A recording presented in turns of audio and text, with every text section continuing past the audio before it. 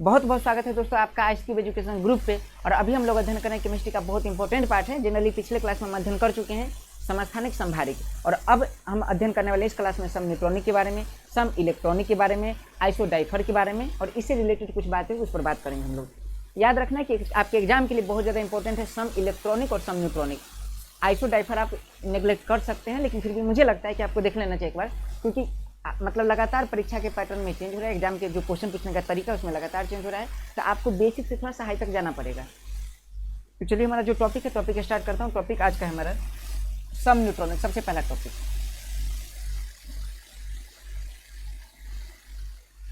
सम neutronic.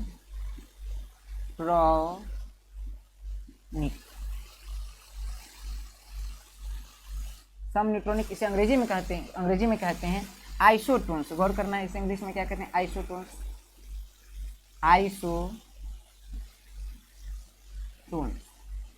याद रखना, हम बात कर चुके हैं पिछले क्लास में। आइसो एक ग्रीक वर्ड है जिसका मतलब होता है सेम, और टोन्स मतलब होता है न्यूट्रॉन की संख्या। तो जब न्यूट्रॉन की संख्या दो परमाणु में सेम हो तो उसे कहते हैं आइसोटोन्स। अब आराम से देखते हैं, देखिए ऐसा बिल्कुल कदापि नहीं, अगर समझने का प्रयास करें तो ऐसा नहीं है। जैसे पिछले क्लास में देखे थे दो टॉपिक, एक देखे थे समस्थानिक,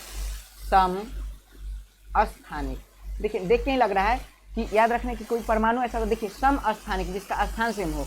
और समस्थानिक की सबसे खास बातें हैं कि जैसे हाइड्रोजन है तो एक ही तत्व के परमाणु सब होते हैं। जैसे हाइड्रोजन के 3 समस्थानिक पर बात किए हैं। हाइड्रोजन का एक समस्थानिक हाइड्रोजन एक समस्थानिक है हाइड्रोजन 1,2, और हाइड्रोजन का एक और समस्थानिक है हाइड्रोजन 1,3। अगर मैं पूछूँ एक कौन है तो इसका नाम है प्रोटियम।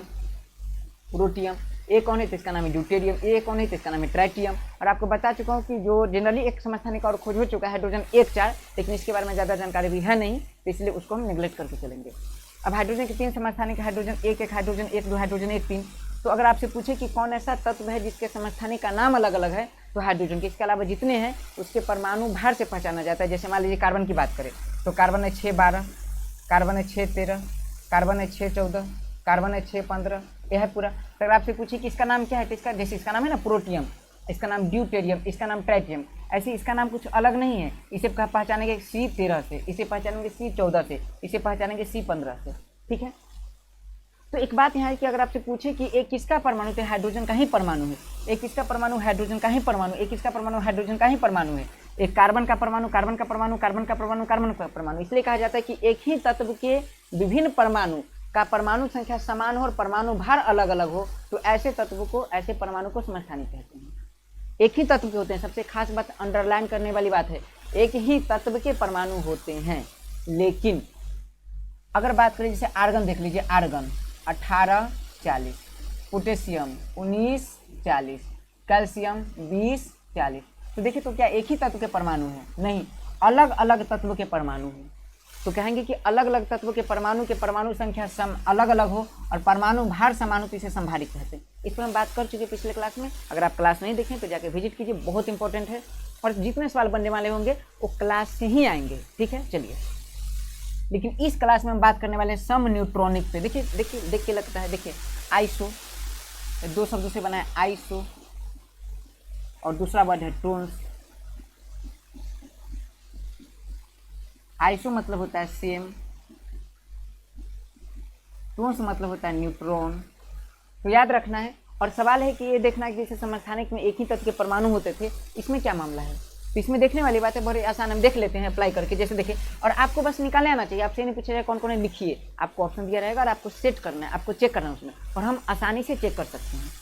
तो सबसे पहले मैं एक 2-3 एग्जाम्पल लेती हूँ और एक निकाल के बताता हूँ, फिर आप प्रैक्टिस कर लीजिएगा। चलिए, तो सबसे पहला देख लेते हैं कि सम न्यूट्रॉनिक कौन कौन। तो देखिए देख के लग रहा है, जैसे हम देख लेते हैं। यहाँ देख लीजिए, आपके पास है सोडियम और आपके पास है मैग्नीशियम। अगर आपसे पूछा जाए कि क्या सोडियम मैग्नीशियम आइसोटोन से सम न्यूट्रॉनिक है, देखिए सम मतलब एक जैसा, सम मतलब बराबर, सम मतलब बराबर, और न्यूट्रॉनिक मतलब न्यूट्रॉन की संख्या। तो सोडियम का परमाणु संख्या कितना है पता कीजिए। तो सोडियम का परमाणु संख्या है 11, परमाणु भार कितना है पता कीजिए। परमाणु भार है 23। मैग्नीशियम का परमाणु संख्या कितना है 12, परमाणु भार कितना है 24। हमें न्यूट्रॉन निकालने आसानी से आता है। न्यूट्रॉन निकालना मैं बता चुका हूँ, ऊपर का घटे निचल का बराबर न्यूट्रॉन। तो ऊपर का कितना है 23, नीचे कितना है 11, घटा दीजिए। 3 में से 1 गया 2, 2 में से गया 1, न्यूट्रॉन कितना गया 12। मैग्नीशियम में घटा दीजिए, 4 में से 2 गया 2, 2 में से 1 गया 1, कितना गया 12। अब आप देख के बताइए, बिना देखे बता सकते हैं कि सोडियम में न्यूट्रॉन कितना 12, मैग्नीशियम में न्यूट्रॉन कितना 12। और हम कह सकते हैं n बराबर n, मतलब सेम है। न्यूट्रॉन की संख्या दोनों में क्या है, न्यूट्रॉन की संख्या दोनों में क्या है, सेम है। अर्थात याद रखना कि ये एक ही परमाणु के अलग अलग परमाणु हैं। तो याद रखने अलग अलग परमाणु में जब न्यूट्रॉन की संख्या सेम हो, तो इसे कहा जाता है सम न्यूट्रॉनिक। कंप्लीट। अलग अलग परमाणु में अगर न्यूट्रॉन की संख्या सेम हो तो इसे क्या कहा जाता है, सम न्यूट्रॉनिक कहा जाता है। ये बातें हो गई कवर। अब 1-2 एग्जाम्पल और उठाते हैं जो एग्जाम में आ सकती है या आ सकता है। चलिए देखते हैं। चलिए तो कुछ और क्वेश्चन है, जैसे करके देखते हैं हम लोग। मान लीजिए कि आपसे पूछ दिया जाए, कुछ भी पूछ दिया जाए, आप एग्जाम में कुछ भी आएगा बता सकते हैं, कुछ नहीं करना है। मान लीजिए एग्जाम में दे दिया कि आप ये बताइए कि कार्बन 6-13 और नाइट्रोजन 7-14 ये दोनों समस्थानिक समन्यूट्रॉनिक है या नहीं, ये सवाल आ सकता है। मान लीजिए इस सवाल में सवाल ये आ जाए कि नाइट्रोजन 7-15 ऑक्सीजन 8-16 समन्यूट्रॉनिक है या नहीं, आ जाए सवाल एग्जाम में। कुछ नहीं करना, हम तो जानते हैं तरीका, भैया वही तरीका सेम है। घटा दीजिए, 13 में से 6 गया तो 7, 14 में से 7 गया 7। देख लीजिए न्यूट्रॉन की संख्या सेम है। यहाँ देख लीजिए, घटा दीजिए तो चलेगा नहीं। अच्छा चल रहा है। चलिए ये देख लीजिए, घटा दीजिए, 15 में से 7 गया 8, 16 में से 8 गया 8। चलिए इतना दे दिया। अब बड़ा आसानी से देखिए न्यूट्रॉन की संख्या क्या है, सेम है। न्यूट्रॉन की संख्या क्या है, सेम है। तो याद रखना है, कुछ नहीं करना है, बड़ी आसान है, करना तो कुछ ना कुछ पड़ेगा। तो याद रखना है कि दो तत्व एक ही परमाणु अलग अलग है, अलग अलग परमाणु, एक ही परमाणु अलग अलग परमाणु। तो अलग अलग परमाणु, तो अलग अलग परमाणु में न्यूट्रॉन की संख्या अगर समान हो तो उसे सम न्यूट्रॉनिक कहते हैं। हो गया कवर बात। इससे बाहर सवाल कभी आ ही नहीं सकता है। जनरली हो सकता है एग्जाम्पल कुछ और देते तो आपको घटाने तो आता है, कम से कम घटाने आता है, घटा लीजिए, देख लीजिए। तो हमारा ये टॉपिक कंप्लीट हो गया, सम न्यूट्रॉनिक, पूरा फाइनल बातें हैं। चलिए अब देखिए सम न्यूट्रॉन के बारे में थोड़ा सा अगर बात करने का प्रयास करें, नहीं तो हालांकि जो ज़्यादा जो है नहीं, एक छोटी सी बात आप अप्लाई कर सकते हैं कि अगर सम न्यूट्रॉनिक है ये, सम न्यूट्रॉनिक है ये, तो आप ये पाएंगे सम न्यूट्रॉनिक है तो आप पाएंगे कि लगभग थोड़ा सा परमाणु भार में अंतर होगा। देख लीजिए थोड़ा सा परमाणु भार में अंतर होगा, देख लीजिए थोड़ा सा परमाणु भार में अंतर होगा, देख लीजिए। और आप ये पा रहे हैं लगभग सामान्यतः लगभग। याद रखना है कि परमाणु भार में कितना अंतर, याद रखिए। और देख लीजिए परमाणु संख्या में 1 का अंतर, परमाणु संख्या में देख लीजिए 1 का अंतर, और परमाणु भार में कितना 1 का अंतर। तो सामान्यतः सम न्यूट्रॉनिक वाले जो होते हैं आइसोटोन्स,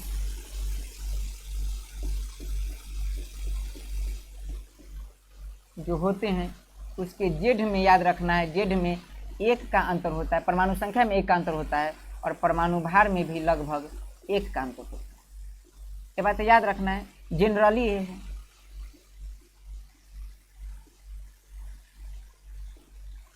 चलिए ये हमारा आइसोटोन्स कंप्लीट है। अब हम अगले स्लाइड में देखने का प्रयास करेंगे सम इलेक्ट्रॉनिक। देखिए सम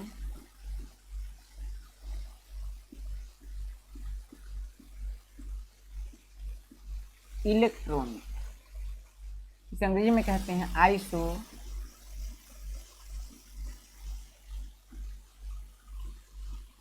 इलेक्ट्रॉन।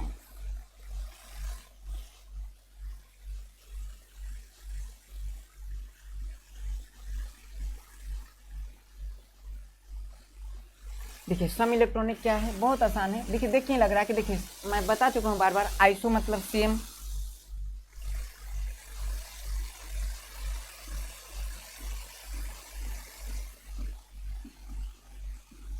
आइसो मतलब सेम, और इलेक्ट्रॉन्स मतलब क्या, इलेक्ट्रॉन। तो याद रखना अगर दो परमाणु में इलेक्ट्रॉन क्या हो, बराबर हो, तो उसे आइसो इलेक्ट्रॉन्स कहते हैं, सम इलेक्ट्रॉनिक कहते हैं। अब हम चेक कर लेते हैं कौन कौन होगा ऐसे। जैसे मान लीजिए कि मैं यहाँ लिखता हूँ नियॉन, ठीक है नियॉन, और यहाँ लिखता हूँ देख लीजिए फ्लोरीन। उसके बाद यहाँ से शुरू करता हूँ नाइट्रोजन से, nitrogen, oxygen, fluorine, neon, sodium, magnesium, aluminium. आप देख रहे हैं, आप ये देख लीजिए नाइट्रोजन में परमाणु कितने, 7, ऑक्सीजन में परमाणु संख्या 8, और परमाणु संख्या होते हैं उतने ही इलेक्ट्रॉन होते हैं, उतने ही प्रोटॉन होते हैं।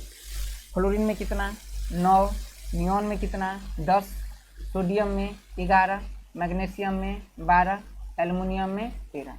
आप ये भी जानते हैं कि जो आप देख रहे होंगे कि नाइट्रोजन, ऑक्सीजन, फ्लोरीन जो है वो अधातु है।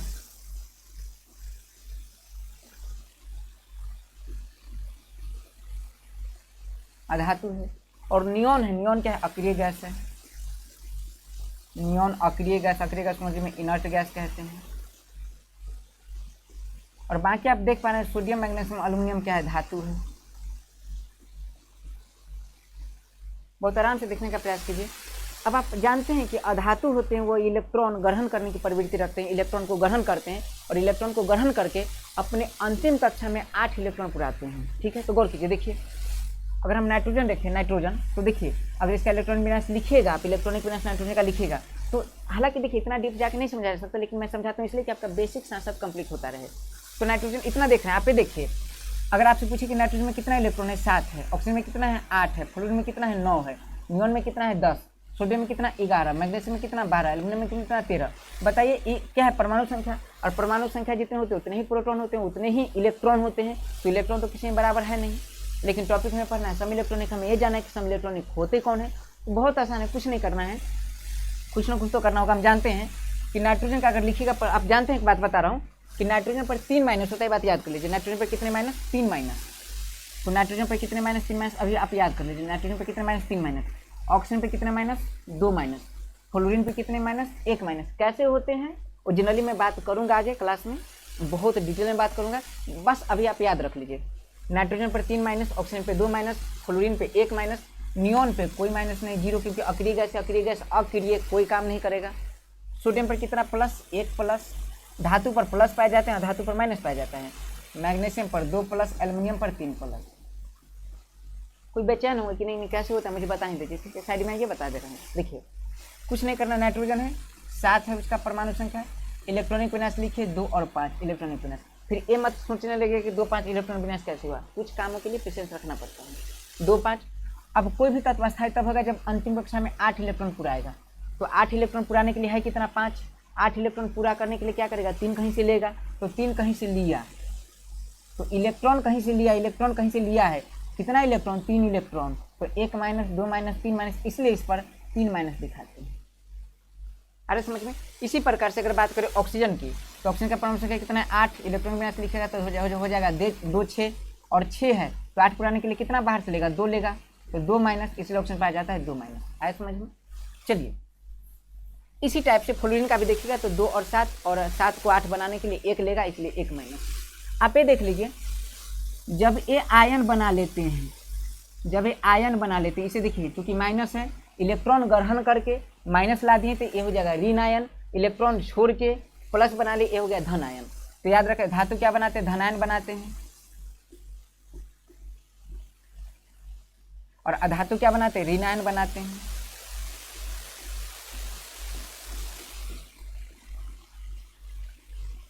आ रहा समझ में। धातु धनायन और अधातु ऋण आयन बनाए। अगर आपसे पूछे कि अब मुझे बताए जब नाइट्रोजन पर 3 माइनस आ चुका है, ऑक्सीजन 2, देखिए माइनस का मतलब इलेक्ट्रॉन ग्रहण करना, प्लस का मतलब इलेक्ट्रॉन छोड़ देना। देख लीजिए जो नाइट्रोजन है 3 माइनस ले चुके हैं, ऑक्सीजन 2 माइनस ले चुके हैं, फ्लोरीन 1 माइनस ले चुके हैं। तो अब अगर आपसे पूछा जाए कि आप ये बताइए, रुक जाइए फिर बताइए, अब आप ये बताइए कि नाइट्रोजन के पास अब टोटल इलेक्ट्रॉन कितने हैं। तो देखिए 7 तो पहले था और 3 इलेक्ट्रॉन ग्रहण कर लिया, तो टोटल इलेक्ट्रॉन कितने हो गए? 10। ऑक्सीजन के पास 8 पहले था, 2 ग्रहण किया तो कितने हो गए? 10। फ्लोरीन के पास 9 था, 1 ग्रहण कर लिया, कितने हो गए? 10। नियॉन के पास तो ग्रहण कोई किया नहीं था, है कितने? 10। सोडियम के पास देख लीजिए 11 था, 1 छोड़ चुका है, प्लस का मतलब छोड़ देना, है कितना? बचा कितना? 10। 12 था, 2 छोड़ चुका है, बचा कितना? 10। 13 था, 3 छोड़ चुका है, बचा कितना? 10।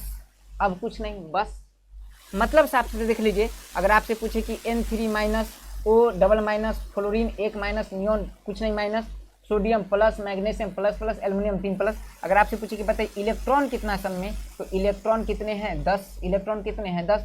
यानी फाइनल बात है, पहुंच चुका है कि इलेक्ट्रॉन है 10, सम इलेक्ट्रॉन बराबर है, इसे कहते हैं सम इलेक्ट्रॉनिक। फाइनल हो गया, सम इलेक्ट्रॉनिक हो गया कंप्लीट। तो ये बातें थी हमारे सम इलेक्ट्रॉनिक। अगर आपसे पूछे कि सम इलेक्ट्रॉनिक क्या है, तो वैसे तत्व, अच्छा एक ही परमाणु, अलग अलग परमाणु है, तो जब अलग अलग तत्व के परमाणु और ठीक से देखिए तो परमाणु भी ऐसा नहीं है, परमाणु भी है, आप ये नहीं आप आयन कहिएगा, परमाणु भी है। तो अलग अलग तत्व के परमाणु या आयन में, अलग अलग तत्वों के परमाणु या आयन में, ये आयन है ये आयन है, अलग अलग तत्वों के परमाणु में या आयन में इलेक्ट्रॉन की संख्या समान हो तो उसे सम इलेक्ट्रॉनिक कहते हैं। हो गया हमारा कंप्लीट पोर्शन। ठीक है, अब हम लोग अगले क्लास में देखेंगे आइसोडाइफर, उसके बाद देख लेंगे, हो सकता है रिलेटेड बात है, जैसे जो जनरली देख लेते हैं समाज अभी भी देख लेंगे, हालांकि वो ऑर्गेनिक कंपाउंड का टॉपिक है तो उसे देखने का प्रयास करते हुए इससे रिलेवेंट जो जो बातें हैं हम अगले क्लास में देखेंगे।